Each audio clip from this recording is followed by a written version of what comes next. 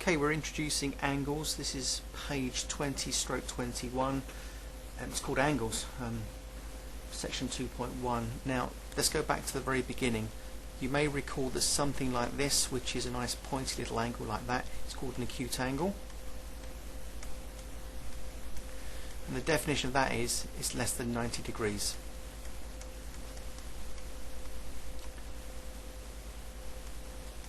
Now here we have something like that, which is a right angle, meant to be perfectly straight, but of course I can't do it freehand. That's called a right angle. And you know that is actually 90 degrees. If we go above 90 degrees, we can do something like that. So there it is there. That's called an obtuse angle. How do you spell that? With an S. And that's going to be above 90 degrees but less than 180 degrees. If you have 180 degrees, I'll use my line facility here. There it is.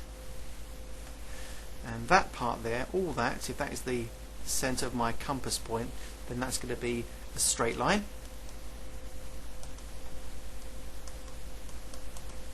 And a straight line is 180 degrees. Upgrading further, if I decide to make an angle like this and go back on myself, that's called a reflex angle. And reflex angle has this definition: above 180 degrees, it's got to be less than 360 degrees. Right, and these are my definitions. So let's run through one more time. We have acute, less than 90. Right angle, exactly 90. Obtuse, between 90 and 180, but you must include the 90 and the 180.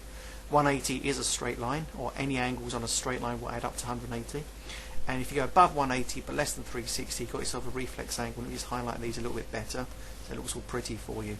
Acute angle, less than 90. Right angle, 90. Obtuse angle, above 90 but not as far as 180. A straight line is 180.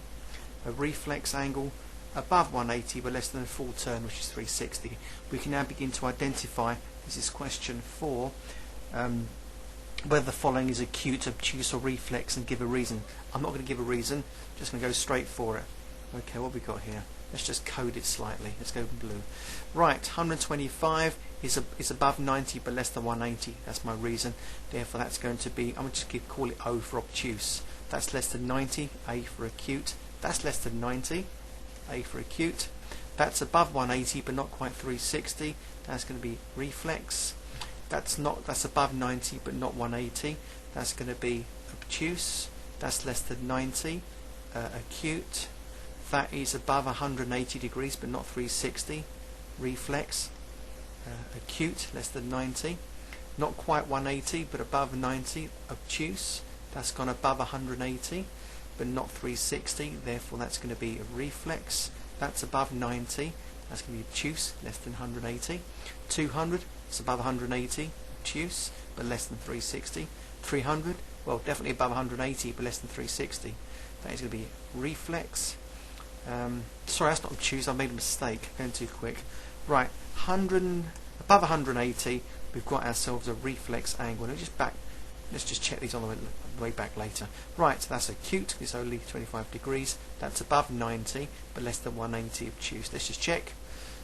Yep, not 180, less than 90, less than 90. Yep, above 180, not quite 180, less than 90, above 180, less than 90. Obtuse, what's that going to be? Not quite 180 but above 90, above 180, less than 180 but above 90, above 180, above 180, less than 90, and above 90 but less than 180. Right, that's that. Let's see if the next part can be done within this one video. Yes. I'm actually told in question 5, I didn't do all of them, I just did 4 of them only. It says write down whether it is acute, obtuse or a reflex. Well, what have I got here? That's definitely acute. It's all nice and pointy there. This has gone above 90 degrees, as you can see, therefore that's obtuse. C is also acute, as you can see it's less than 90. Now this D, please note this is not angle D. D goes all the way around there. It's almost going back to the full circle, so it's going to be reflex. And then it says estimate the size of the angle. Okay, well, let me just do that in red. If I say that's, I don't know, if that's a straight line down there, that's about 90, so that's roughly halfway through that turn, so I'm going for 45 degrees. Again, just using my straight line effects here. If that's 90 from there to there, and that's the symbol for 90 degrees anyway, that's gone a little bit above it. If I make a straight line out of that, that may be, say, an extra, or I don't know, 30 degrees on top of the 90. So I want to call this 120 degrees. It doesn't have to be accurate, but it's definitely more than 90, but nowhere near 180.